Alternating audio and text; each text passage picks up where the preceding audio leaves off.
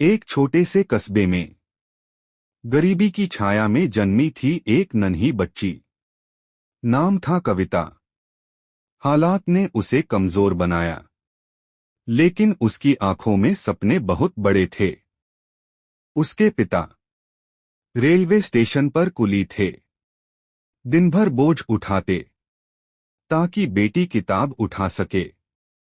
वो जानते थे मेहनत कभी बेकार नहीं जाती। जब पूरा गांव सो जाता तब कविता जागती। लालटेन की रोशनी में वो अपने सपनों को पढ़ती थी। अंधेरे में भी उसे रोशनी दिखती थी। स्कूल में उसे ताने मिले, कुली की बेटी अफसर बनेगी।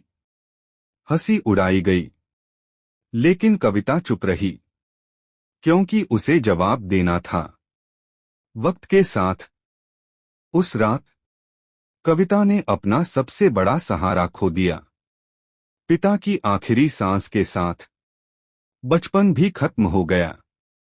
लेकिन जाते जाते वो एक सपना छोड़ गए। अब जिम्मेदारियां कंधों पर थीं।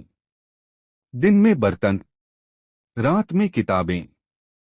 थकान थी, लेकिन हौसले जिंदा थे। माँ बोली, अब पढ़ाई छोड़ दो। कविता चुप रही, क्योंकि कुछ फैसले दिल से नहीं, हिम्मत से लिए जाते हैं।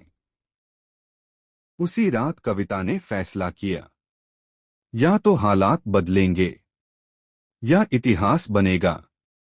उसने फिर से शुरुआत की, इस बार और मजबूती से। पहली परीक्षा, असफलता, आंसू गिरे, लेकिन सपना नहीं टूटा, क्योंकि जीत से पहले हार का आना जरूरी होता है।